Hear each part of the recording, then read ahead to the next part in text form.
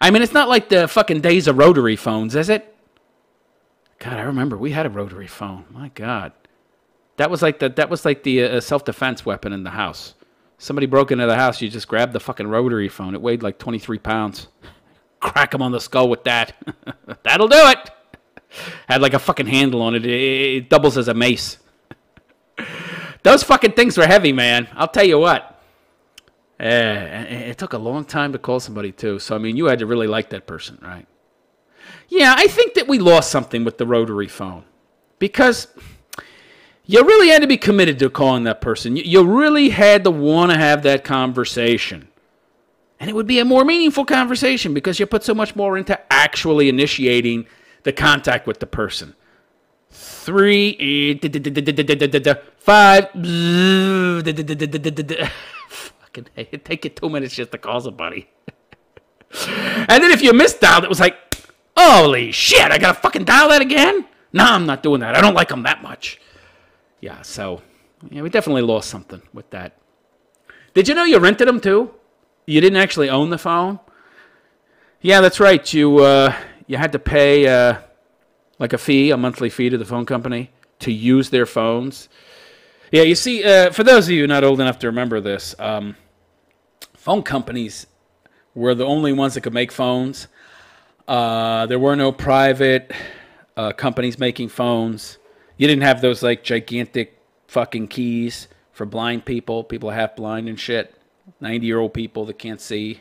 Fucking key that's 10 times normal size. You didn't have anything like that. You didn't have fucking Mickey the Mouse phones or Donald Duck or any of that shit. No, you just had, most of them were yellow. I think you could pick the color, I guess. Yellow or red or some shit. Half the phones look like the fucking bat phone. Yeah, limited colors. They all look the same. Big, heavy fucking thing sat on the desk. Took up half the fucking countertop. Yeah. And then later they came out with the ones you could hang on the wall and shit. But those were real heavy too.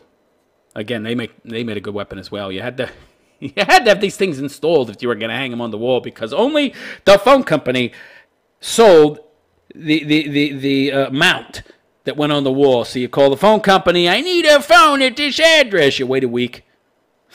Such great customer service. It'd take them a week to get there with your fucking phone. So you'd be sitting there twiddling your thumbs until they get there. Yeah, such great customer service when you have a monopoly like that. Yeah. And so they'd have to install the fucking mount on the wall and then they mount it. You had to pay for that too. But yeah, you rented the phones. You didn't get to buy them. Those were the days. Yeah, no computers. Makes you wonder. Were we better off before computers? I don't know. It seems like instead of bringing us together, it's taking us apart. I mean, when I was a kid, we went outside and did shit, you know? Like, there's pictures. I've seen them. I don't remember too well, but I've seen the pictures where I'm wearing like army fatigues. And so is my brother and his friend, and we're running around with these fucking M16s? No, M16 is the big fucking gun. What's the one that the fucking Vietnam vets used? I don't know. It's M something, but they'd have a rubber bayonet you could put on, and we would just fucking chase each other around and play soldier and shit. You're the Nazis, I'm the fucking Americans, and kill the fucking Nazis. That was some fun shit, man. We even had toy hand grenades. Or you would play like dirt clod battles. Although that wasn't necessarily the wisest choice because some of them dirt clods would have rocks in them. That's not too bright. I remember sometimes you get clocked in the fucking head with a clod of dirt and there'd be a rock in it. It's like, holy shit, rung my fucking bell. So you want to be careful with dirt clods. I remember having to go through the dirt clod. It would be held together by like the roots of the grass and shit.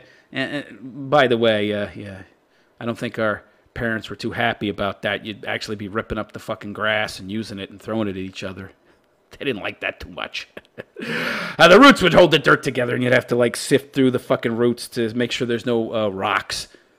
So you didn't like put a big gash in your brother's fucking head. That was how kids played when I was a kid, man. We did some crazy shit. Yeah, there were risks. But, I mean, a lot of fun. A lot of fun. Now, what do kids do? Mom, wait, can I use your cell phone? Candy Crush or some other bullshit. I don't know what those fucking games are. All the games on my phone are in some foreign fucking language. I can play like one game because I can figure it out. Even though all the writing is in some other fucking language, I can still figure out all the moves and shit while I'm on the fucking train. All the other games I can't play because they're all in some other language. So, yeah, nowadays kids don't do shit anymore. They don't do anything. They don't go out and ride their bikes because they got these fucking helicopter parents who won't let them go outside because they're afraid somebody will abduct their fucking kid.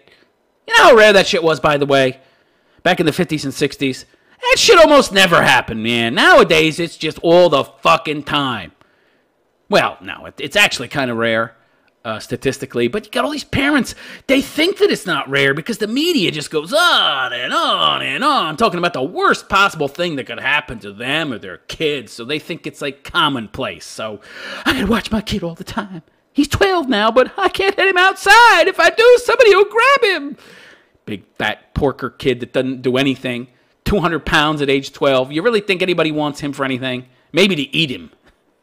Maybe he'll get abducted by a fucking cannibal. But I tell you, I'm going to guarantee you that your little fat kid, unless there's some kind of chubby chasing fucking pedophile out there, they don't want your kid, okay? They don't want your fucking kid. I don't think there's a lot of chubby chasing pedophiles out there. Maybe there's some, but I think they like skinny young boys, not fat ones. I mean, unless you got Hannibal Lecter running around out there, I don't think you have too much to worry about. Although, then again, if she let her kid out to run around, then he'd lose weight, and then he might be, something that a pedo child abductor might actually like. So I'll just keep him at home and make him fatter so that nobody will want him, but I'll never let him out of my sight, so there's no possibility for anybody to abduct him in the first place. And he'll die at 30 from a fucking heart attack, like John Candy. Anybody out there know who John Candy is? I think I outlived him. He died in his late 40s. He was a brilliant, I don't know about comedian. He was like a good comedic actor.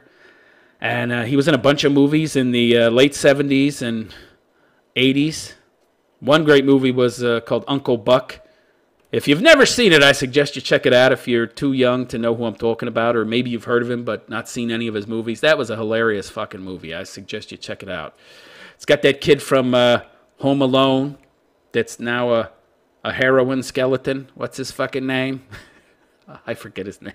He spent like 20 years sucking down heroin because he's getting all these residuals from the fucking movie and, never had to work another day in his life. So, lots and lots of money, lots and lots of free time, too much time in Hollywood as a kid.